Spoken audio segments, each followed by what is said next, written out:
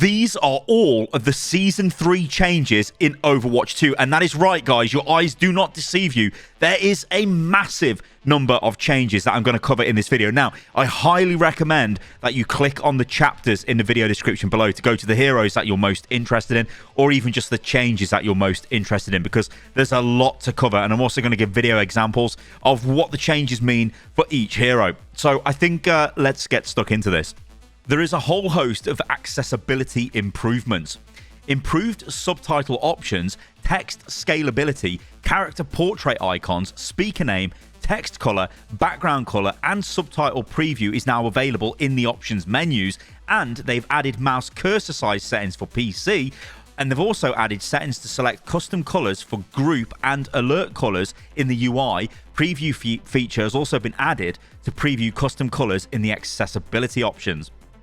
Challenges also see some updates. They have added challenges to unlock silhouette player icons for all heroes, added tracking for each of the roles in the weekly Role Mastery Challenge, added Ramattra unlock challenges, and partial progress through the Season 3 Battle Pass is now carried over to the Wins for Ramattra Challenge. Endorsements. Players can now endorse the opposing team. All players can now be endorsed in free-for-all game modes. Game reports. Players can view scoreboards from previous matches within the View Game Reports menu found in the History tab of the career profile. Mystery Heroes changes. Mystery Heroes now limits each team to a maximum of 3 of each role. So, for example, you are Reinhardt in Mystery Heroes. Your team also includes a Mercy, Anna, and a Lucio. When you die, you cannot respawn as a support hero because there are already 3 support heroes on your team. You will either be respawned as a damage or a tank hero. This new maximum role limit can be changed in custom games under settings modes all.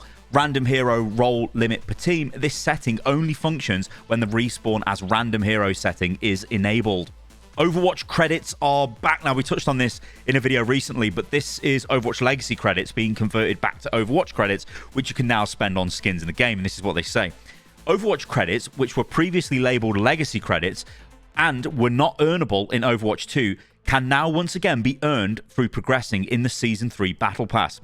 All players can earn up to 1,500 credits as free rewards, and another 500 credits are available as premium rewards in the Season 3 Battle Pass.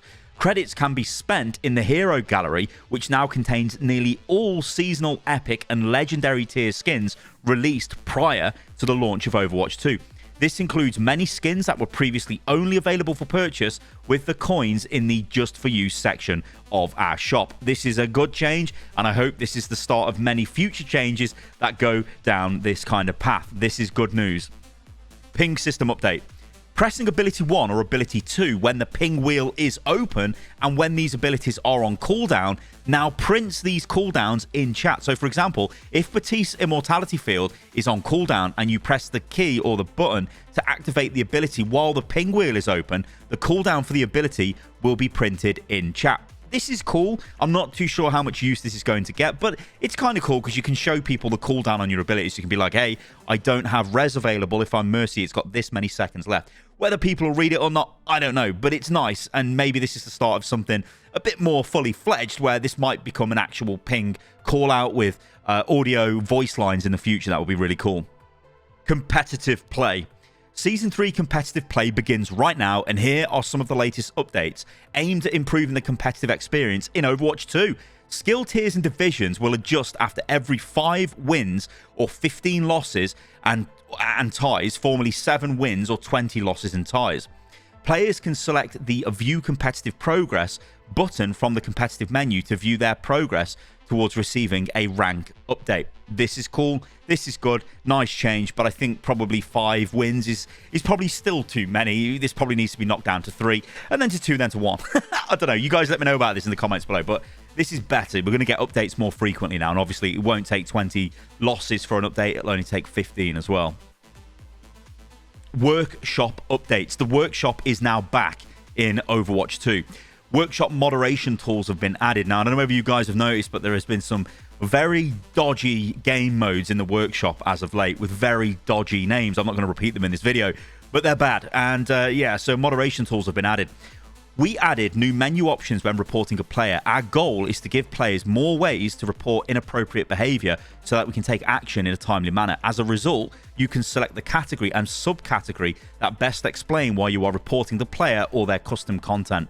The major categories include inappropriate communication, inappropriate name, cheating, gameplay sabotage, inappropriate custom content. These are good changes, and it's about time that the workshop got them. But the big news here is the workshop is back. Ultimate charge retention nerf. So the maximum ultimate charge retained when swapping heroes has now been reduced from 30 to 25%. And there's a developer comment here, and they say, as part of this patch, there was a tuning pass for how often ultimate abilities are being generated. So expect to see several ultimate cost adjustments across multiple heroes. Now, the thing with this is it is targeting tanks primarily. So tanks, obviously, I mean, we've been over this in detail, but a very quick summary of it is if you were a tank on defense on first point of a map and the offensive team attack you, and let's say you're playing Winston and the offensive team have got, like, I don't know, Zarya or something, and your team hold, you win that fight.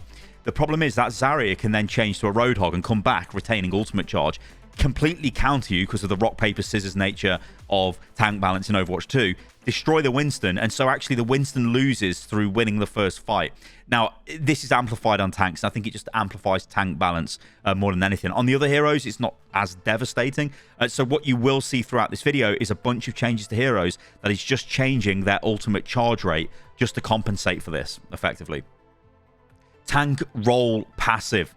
Now, this has got a new component to it. The health totals for all tank heroes will be lower when playing any game mode that does not have roll queue. Health totals will remain the same for tanks when playing any roll queue enabled game.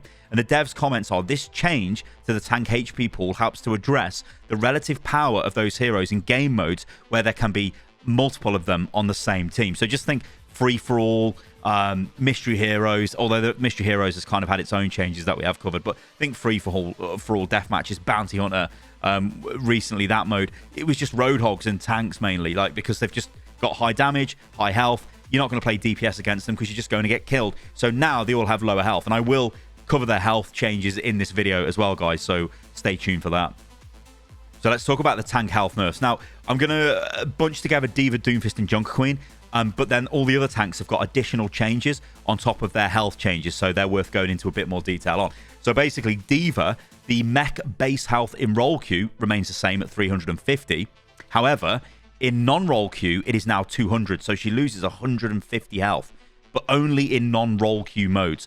Doomfist, his base health in normal modes is 450. However, it is now 300 in non-roll queue modes. And Junker Queen, her base health has actually been increased to 450, which is a little bit of a buff. It's not much, but it's a bit of a buff. And her base health in non-roll queue modes is now 300 to compensate that. So Junker Queen does get a little bit of a HP buff there from a existing base level in normal, let's say, roll queue modes. So yeah, a bit of a buff there, but yeah, remember, in non-roll queue modes, tanks have less HP now. Let's move on to the specific hero balance changes. Orisa. Base health in roll queue modes remains the same at 275. However, in non-roll queue modes, it is now 125. That is it's gonna, oh, that's a lot. Remember, she's got armor on top of that. It's not just like she'll have 125 health. It's just a base health is being removed or lowered even.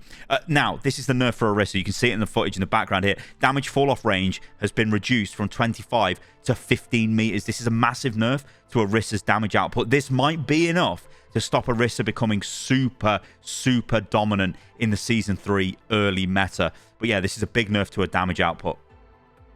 Ramattra. In roll queue, he's got 450 health. In non-roll queue modes, he's now got 300 health. But the big news with Ramattra is annihilation. So damaging enemies with the ultimate now slows the duration timer down instead of pausing it entirely, and it lasts for up to a maximum of 20 seconds. The ultimate cost, though, has been increased by 12%, and the devs say the idea of an ultimate ability potentially lasting forever is an exciting concept, but the reality is that if it's too easy to do, it causes a lot of frustrations, and with Ramattra's ultimate in particular, an excessive amount of visual noise, we're limiting the maximum duration to 20 seconds, which is still highly impactful for most team fights, but it guarantees it'll end in a reasonable amount of time. I'm going to give you, it's not really a hot take, but I still think this lasts too long. 20 seconds of this. I think if it was just a flat 20 seconds, that would be maybe okay, but I think even that would be bad. But when you're damaging the enemies, you can see in this video clip here, it isn't really going down a lot, you know, throughout the clip. Like, it just really heavily slows the decay of the timer, so it still lasts a long time. And as I said, it goes up to a maximum of 20 seconds, which is still pretty ridiculous. Okay, let's cover Reinhardt. So there's a lot of stuff to go over here with Rein. Base health in roll queue modes remains the same at 325. Base health in non-roll queue modes is reduced from 325 to 175. Now, charge gets a buff, so the cooldown has been reduced from 8 to 7 seconds. This is good, gives Reinhardt a bit more mobility. Fire Strike gets buffed as well. Damage increased from 90 to 100. This means you can do 200 damage if you hit somebody with 2 Fire Strikes. Earth Shatter direct hit damage reduced from 250 to 170. So that's a big nerf. That's when you hit them with the hammer, right? When they're literally on the point of impact, you only do 170 damage now.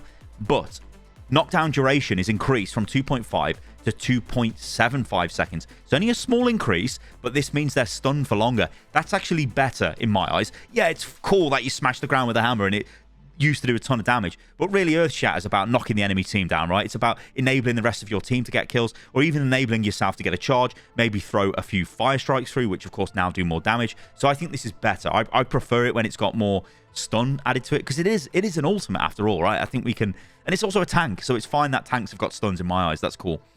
Ultimate cost, though, has been increased by 7%. Rocket Hammer, this is another funky change. Knockback impulse is reduced from 10 to 6. This means when you hit things with a hammer, they don't move as much as they used to. And these are the developer comments on this. In a similar fashion to Roadhog's chain hook combo changes last season, we generally like to avoid heroes in the tank role from killing enemies in one shot.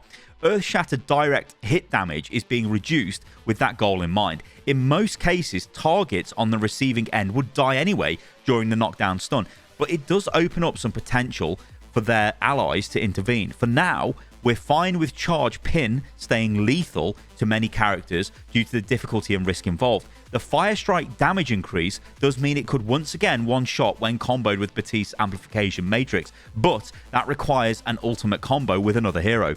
We'll see how it plays out and adjust if necessary. The Rocket Hammer knockback reduction sounds like a loss of power, though it is actually aiming to reduce the number of times Reinhardt accidentally knocks enemies out of his melee range. So a lot of changes there for Reinhardt. I can't wait to play these in a competitive environment. Roadhog. Base health in roll queue modes remains the same at 700. Base health in non-roll queue is now reduced to 550. Maximum duration on whole hog, though, has been increased from 6 to 8 seconds, an extra 2 seconds there. But the ultimate cost has also been increased by 8%. Now, the developers' comments here say, allowing Roadhog to use abilities during his ultimate made him much more reliable in a solo tank environment, though doing so was often much like cancelling the ultimate as it ran out of time. We're adding a couple of seconds to the maximum duration to increase the flexibility of player choices during the whole hog ultimate, but we'll keep an eye on it if it's simply too much damage or knockback overall. So there's a pretty nice buff here to Roadhog's ultimate because it lasts for 2 seconds longer. You can chug on your vape, you can get a cheeky hook out a little bit easier than you could before. No longer is it a case of like, I need to just keep using my ultimate to get maximum value. It's like, no, I can actually heal myself a bit. I can go for a hook now. There's a bit more time. Also, I guess you could just keep going for the duration and just keep spamming it out because obviously, you know, there's more knockback involved there. There's ultimately more damage involved there. So we'll have to wait and see. And like the developers say, they're going to wait and see as well. But yeah, kind of interesting. I think this is because they've quite heavily nerfed Roadhog's one-shot combo. In fact, just removed it from the game, basically. They're trying to give him a little bit of power back here, which I think is interesting. Sigma. Base health in roll queue modes remains the same at 350. However, base health in non-roll queue modes is reduced from 350 to 200. Gravitic Flux is ultimate. The cost is increased by 7%. Winston. Now, remember, we're in the training range here, so this isn't a roll queue mode. So we're seeing the lower health values for the tank hero. So base health in roll queue modes for Winston is 350, but in non-roll queue modes, it is 200. So what we're seeing here is 200 health, 200 armor. Now, Barrier Projector is nerfed. So this is now 650, which has been reduced from 700. Wrecking Ball gets buffed. Oh, Lord. So base health in role queue modes is reduced from 600 to 450. So that's a nerf, right? But base health in non-role queue modes is reduced from 600 to 350. But remember, that's off. It's basically 150 less all the tank heroes get. So now he's 450, not 600 like he used to be. But wait, it's not all bad news, right? It's not all bad news. So shield health has been increased from 0 to 150.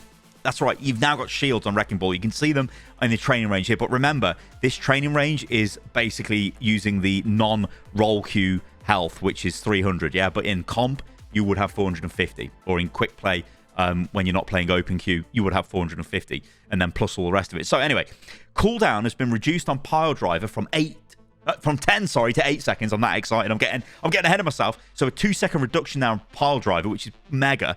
Now, this one I quite like. Minefield ultimate cost has been increased by 9%. I don't like that bit. But what I like is this bit. The arming time to of the mines has been reduced from 1.5 to 1 second. So the mines arm quicker. Half a second quicker in Overwatch is really, really fast. So when you deploy the mines, they hit the ground 1 second. They're active and they kill people.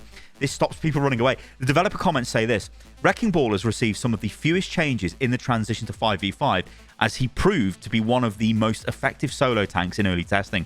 His extreme mobility and massive health pool enable him to choose when to fight much more freely than other heroes. These changes are aimed at reducing his downtime so he can press that advantage even further.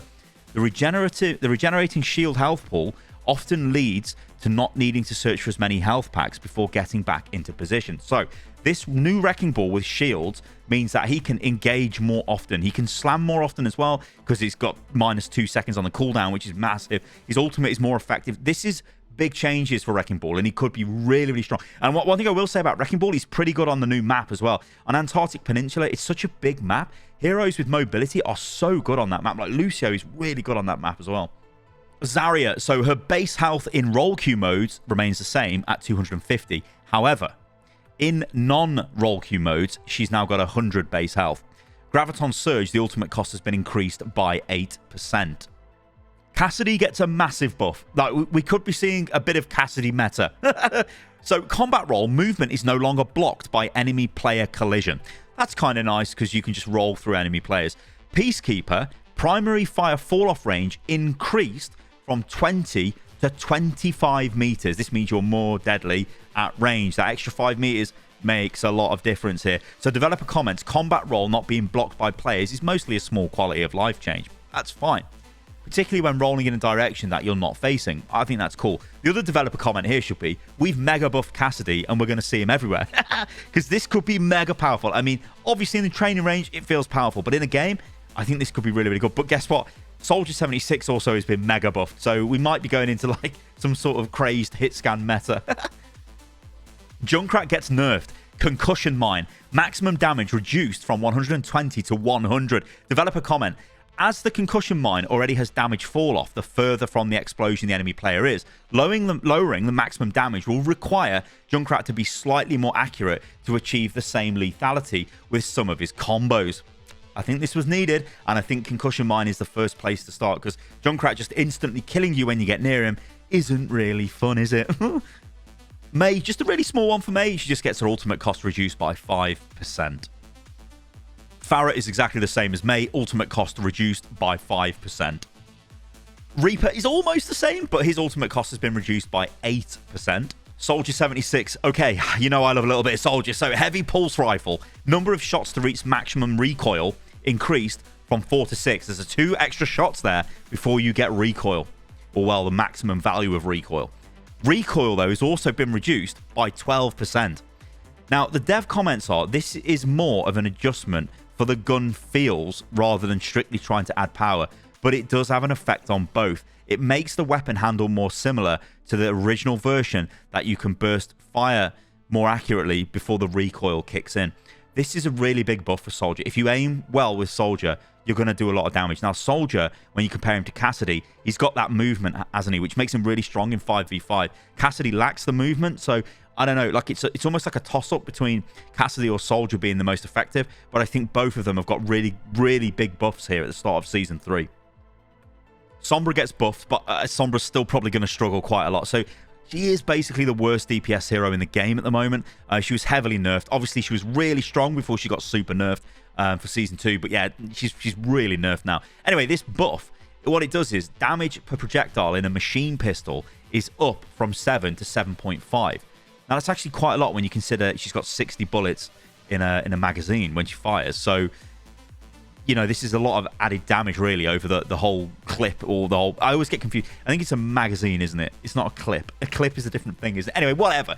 She's got 60 bullets. They each one does 0.5 more damage now, which is big. Health pack hack duration increased from 30 to 45 seconds, and the dev comments are Sombra is underperforming after a last round of changes.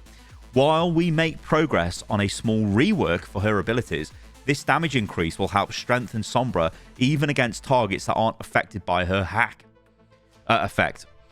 It's a small increase per projectile, but it adds up quickly due to her fast fire rate. The health pack duration increase is a minor buff to avoid needing to rehack them quite so often.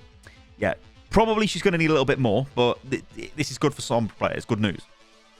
Symettra just gets a teeny little buff. This is the ultimate... Well, it's not a buff, it's a nerf. Guess what I call it a buff for? Whatever. It's a nerf. Ultimate cost is increased by 10%. Okay, cool. Torb gets nerfed, or well, Torb's turret gets nerfed. So the turret base health has been reduced from 250 to 225. Developer comments are, with the move to 5v5 and one less player to shoot at, Torb's turret tends to survive longer than ever. We're reducing its health slightly to help it feel less like a sixth player.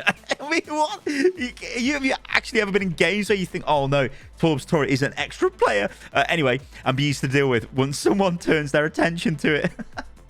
Widowmaker gets nerfed. Oh, yeah. So base health has been reduced from 200 to 175. This is going back to what she used to have before they buffed it. And the dev comments say, we experimented with Widowmaker at 200 health for a while due to concerns that the increased power of tanks made her too vulnerable to them. Ultimately, she gains more advantages from the 5v5 than she loses, so we're returning her back to 175 HP to better enable more heroes to contest her lethal ranged capabilities. And yeah, Widow is a hero that can just take over games, especially on certain maps. Junkrat, Circuit Royale, yeah, she just takes over, right? So Ana also gets nerfed. So Biotic Grenade, the effect duration has been reduced from 4 to 3.5 seconds. So if you're going to anti-nade people, it only lasts for 3.5 seconds now. I think this is a revert, isn't it, to a change it used to be, to a value, sorry. It used to be in the past. But yeah, this is a nerf. Also, obviously, it's a nerf to the added healing effect when you throw it on, well, or rather, it detonates on allied players. Because, of course, you get the healing buff, don't you? But yeah, this is a nerf. It's a nerf for Ana. Brig. Now, this isn't a full Brig rework. That's apparently coming in Season 4. Or some sort of reworks for Ultimate, at least, is coming.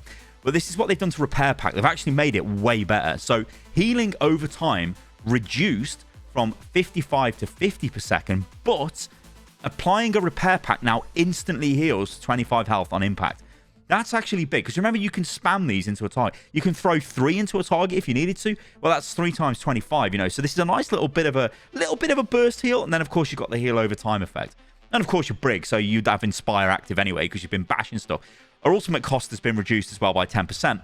Developer comments here are, Repair Pack having a small amount of instant healing will help Brig have more agency in saving an injured ally and generally makes the ability feel more responsive and impactful. Remember, it kind of used to be like this in the past, but I think we're waiting to see what the big changes are to her ultimate in Season 4.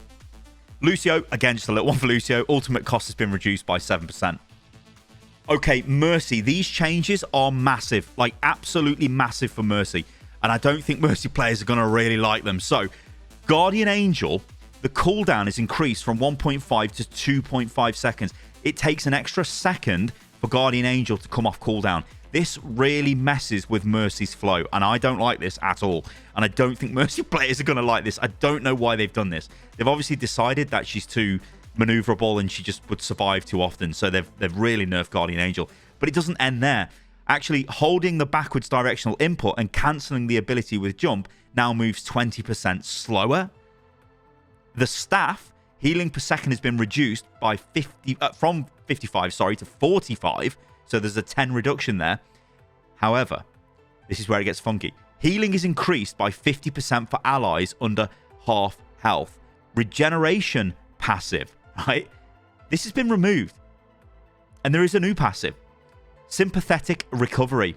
Mercy heals herself for 25% of healing done with the staff. Now, I think we just need to jump back to another change. Healing is increased by 50% for allies under half health.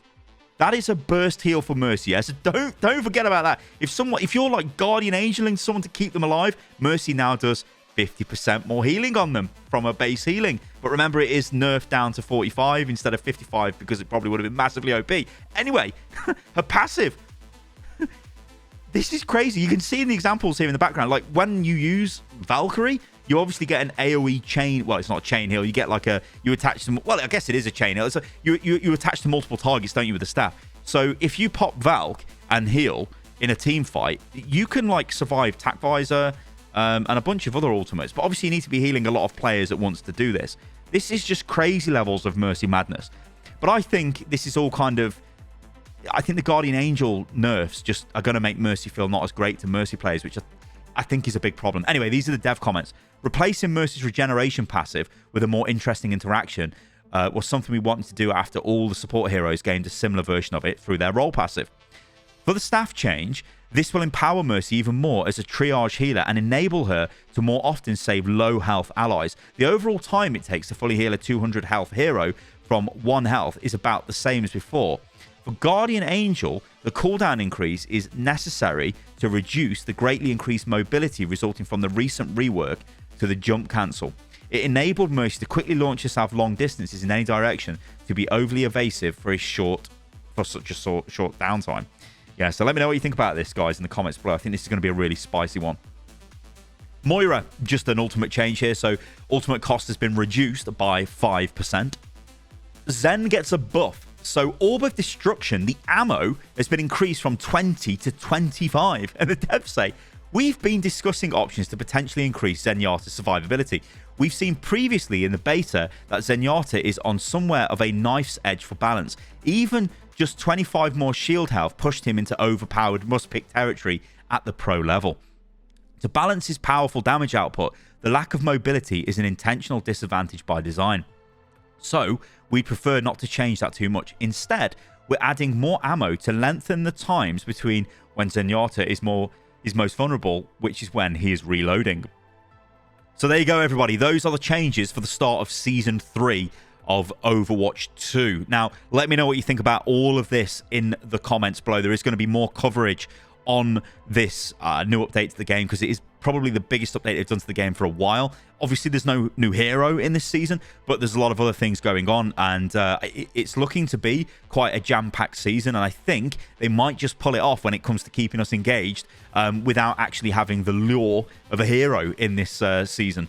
All right, then. Thank you, everybody. Remember, if you leave a comment, it really helps the video. If you like as well, that helps a ton. Subscribe as well for more content and all of that good stuff, and I will catch you lovely lot on the next video. See you soon.